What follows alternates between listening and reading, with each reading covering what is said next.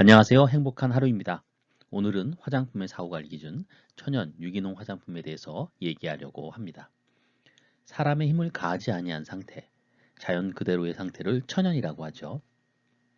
화학 비료나 농약을 쓰지 아니하고 유기물을 이용하는 농업 방식을 유기농이라고 합니다. 그렇다면 화장품에서 말하는 천연 화장품, 그리고 유기농 화장품에는 합성 원료를 사용할 수 있을까요? 결론적으로 먼저 말씀드리자면 사용할 수 있습니다.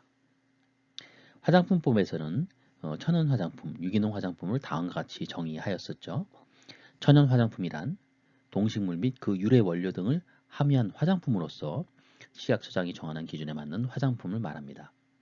유기농 화장품이란 유기농 원료, 동식물 및 그 유래 원료 등을 함유한 화장품으로서 식품의약품안전처장이 정하는 기준에 맞는 화장품을 말한다라고 화장품법 제2조의 정의에서 얘기하고 있습니다. 불과 수년 전만 해도 시장에서는 천연, 유기농 화장품이란 단어를 정말 무분별하게 사용하였는데요. 예를 들면 컨셉에 아주 미량의 유기농 또는 천연 성분들을 함유하면서 천연 또는 유기농 화장품이라고 소비자를 호도하는 그런 시장이 매우 혼란했던 시절들이 있었죠. 이러한 질서를 바로잡기 위해서 식약처에서는 먼저 유기농 화장품에 관한 기준을 먼저 고시로서 정하여 발표를 하게 됩니다. 아마도 한 2015년 정도였던 걸로 기억하는데요.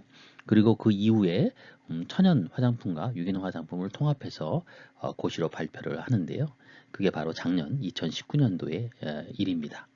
더불어서 천연 유기농 화장품의 인증제를 도입하게 됩니다.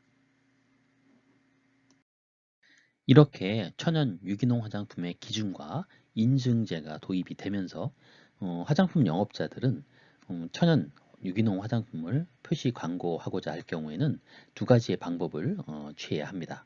먼저 식약처장이 지정한 인증기관의 인증을 받거나 또는 식약처장이 정하는 기준, 곳이죠. 이 기준에 적합함을 입증하여야 할 것입니다.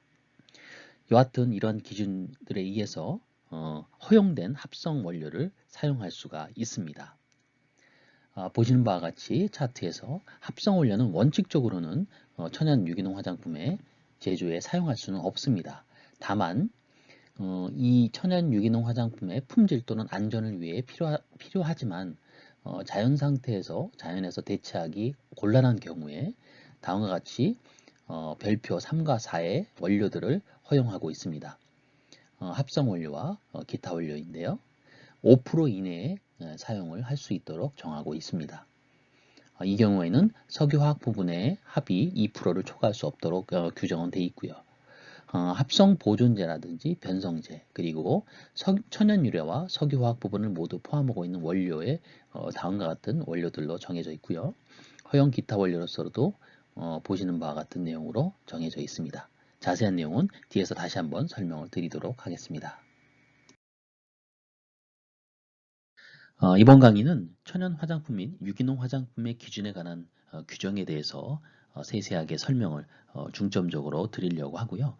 그 전에 2019년 3월부터 시행된 그 인증 제도에 대해서 간략하게 언급하고 넘어가겠습니다. 천연 화장품 및 유기농 화장품에 대한 인증 또는 인증 표시에 대해서는 법 제14조 2와 4에 잘 나타나 있는데요. 식약처장은 그 식약처장이 정하는 기준에 적합한 천연 화장품 및 유기농 화장품에 대해서 인증을 할 수가 있습니다. 또한 인증을 받으려는 업체나 기관들은 인증을 신청을 하면 됩니다. 세부적인 인증 절차나 인증기관의 지정 기준이라든지 그 밖에 인증 제도 운영에 대해서는 총령 즉 시행규칙에 잘 나와 있고요. 또 인증을 받은 화장품에 대해서는 또 총령에서 정하는 인증 표시, 다음과 같은 인증 표시를 할 수가 있습니다. 다만 헷갈리는 것이 인증 표시를 하기 위해서는 그 인증을 꼭 받아야 합니다. 즉 인증을 받지 아니한 화장품이 이러한 인증 표시를 하거나 유사한 표시는 절대 할 수가 없습니다. 시행규칙 제23조의 2에는 천연 화장품 및 유기농 화장품 인증에 대한 세부 사항을 정해놓고 있는데요. 참고로 올려놨고요. 식약처장이 지정할 수 있는 인증기관이 있습니다. 그 인증기관은 지금까지 두 곳에서 지정이 되어 있는데요. 한국화학융합시험연구원과 한국건설생활환경시험연구원입니다. 이곳에 인증을 신청해서 인증을 받으면은 인증 표시를 할 수 있겠죠. 참고를 바라고요. 한 가지 앞서 말씀드렸던 내용인데요. 천연 유기농 화장품 표시 광고를 하려는 자는 반드시 인증을 받아야 되는 것은 아니라고 말씀을 드렸었죠. 대신에 입증을 해야 되겠죠. 하지만 입증하는 것이 더 어려울 수도 있으니 인증을 받는 것이 더 수월할 수도 있을 것 같습니다. 곳이 천연 화장품 및 유기농 화장품 기준에 관한 규정입니다. 이 부분에서 제1차 시험 문제가 한 두세 문제 연관돼서 출제되었는데요. 그만큼 중요하게 보는 부분이기도 합니다. 먼저 용어의 정의를 살펴보겠습니다. 1호는 유기농 원료에 대해서 정의하고 있는데요. 유기농 원료는 가나 다목으로 나뉘게 됩니다. 가목은 친환경 농업, 육성 및 유기식품 등의 관리 지원에 관한 법률에 따른 유기농 수산물 또는 이를 이 고시에서 허용하는 물리적 공정에 따라 가공한 것입니다. 그리고 두 번째는 외국 정부, 미국, 유럽연합, 일본 등인데요. 외국 정부에서 정한 기준에 따른 인증기관으로부터 유기농 수산물로 인정받거나 이를 이 고시에서 허용하는 물리적 공정에 따라 가공한 것입니다. 세 번째는 국제 유기농 농업운동연맹 IFOAM이라고 하는 곳에서 등록된 인증기관으로부터 유기농 원료로 인증받거나 또 이를 이 고시에서 허용하는 물리적 공정에 따라 가공한 것으로 규정하고 있습니다.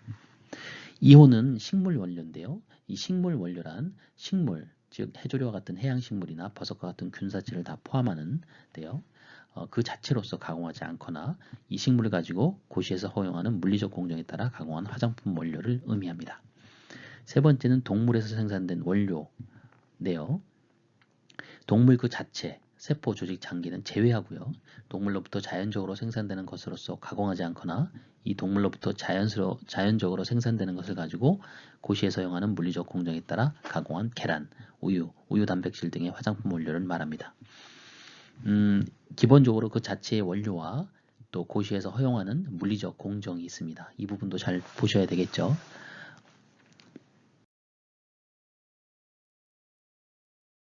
계속해서 4호는 미네랄 원료입니다. 지질학적 작용에 의해 자연적으로 생성된 물질입니다. 그리고 고시에서 허용하는 물리적 공정에 따라 가공한 화장품 원료를 의미합니다. 단 화석 원료로부터 기원한 물질은 제외한다 되어 있고요. 5호부터는 이제 유래에 대한 원료인데요.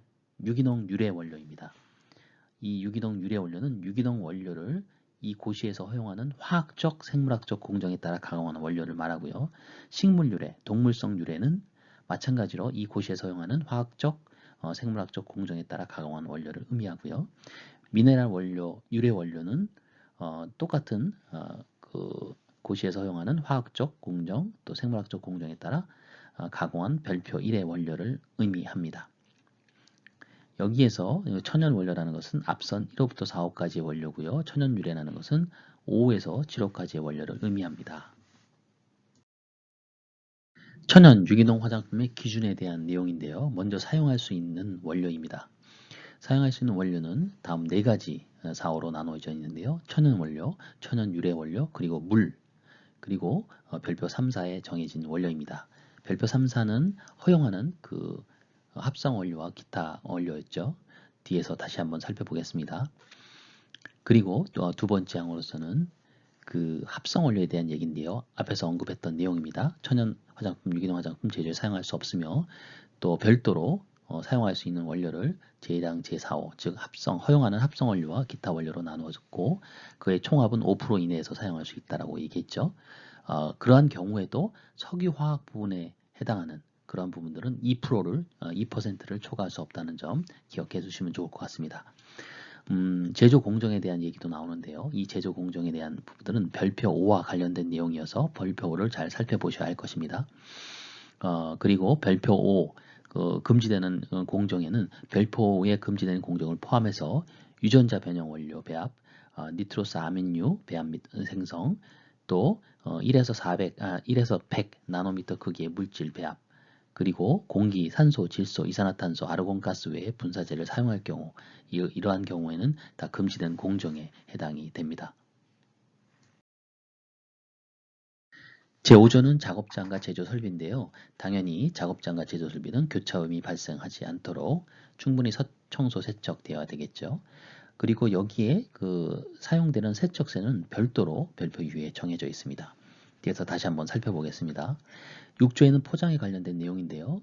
폴리염화비닐, 폴리스타일렌폼 등은 이 천연 유기농 화장품 용기 포장에 사용할 수 없습니다. 문제 출제하기가 좋은 내용들이 많이 들어가 있죠.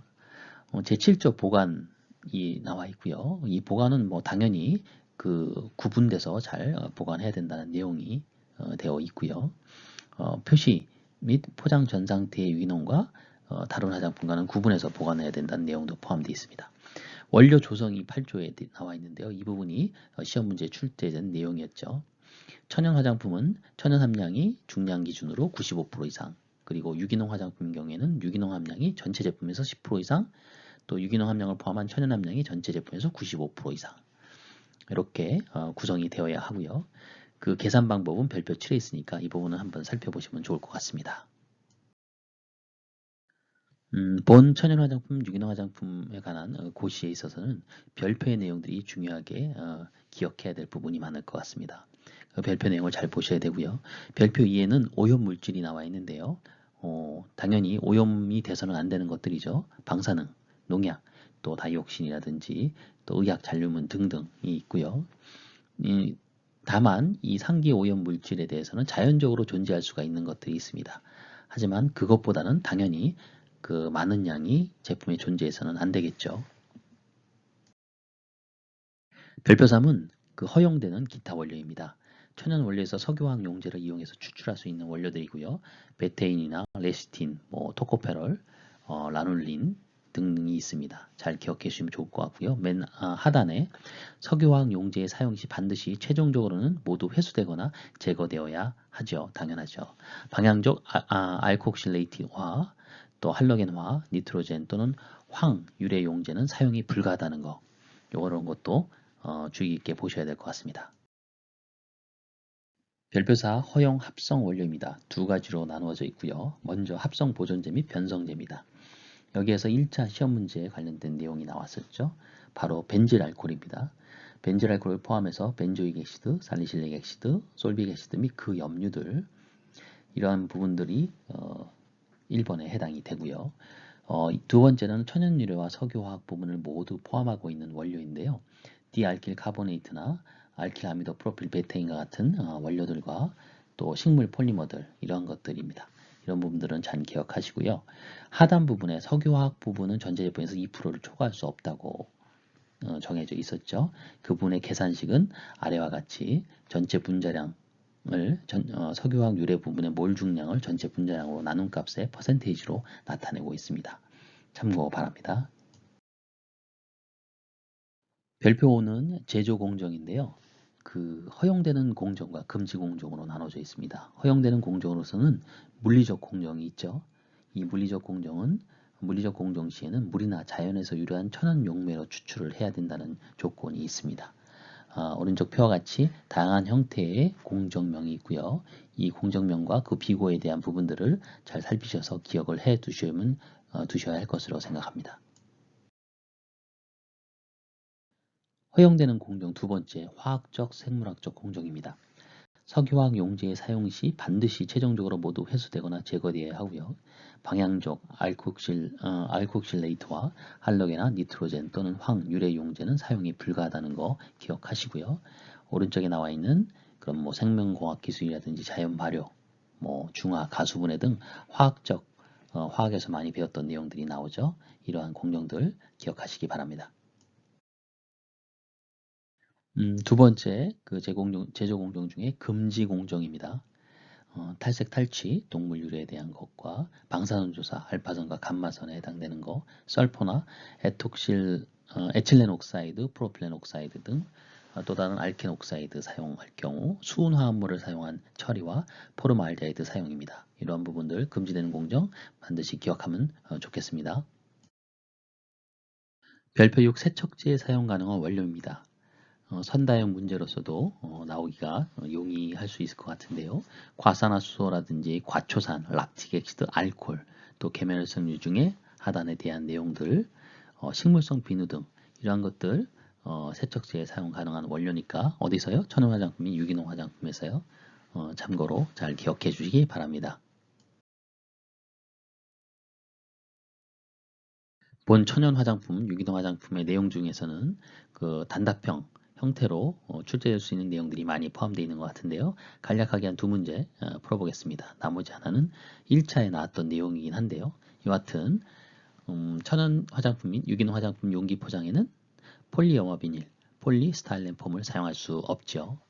그리고 천연 화장품, 유기농 화장품 기준에 따라서 천연 화장품은 중량 기준으로 천연 함량이 전체 제품에서 95%, 그리고 유기농 화장품 경우에는 유기농 함량이 전체 제품에서 10% 이상, 그리고 유기농 함량을 포함한 전체 함량은 전체 제품에서 95% 이상으로 구성되어야 합니다. 지금까지 화장품의 사후관리 기준, 천연 화장품 및 유기농 화장품에 대한 내용이었고요. 이 부분에서는 가장 중점적으로 그 고시에 관련된 부분들, 이런 내용들을 철저하게 공부를 하셔야 될 것으로 생각합니다. 지금까지 행복한 하루였습니다. 감사합니다.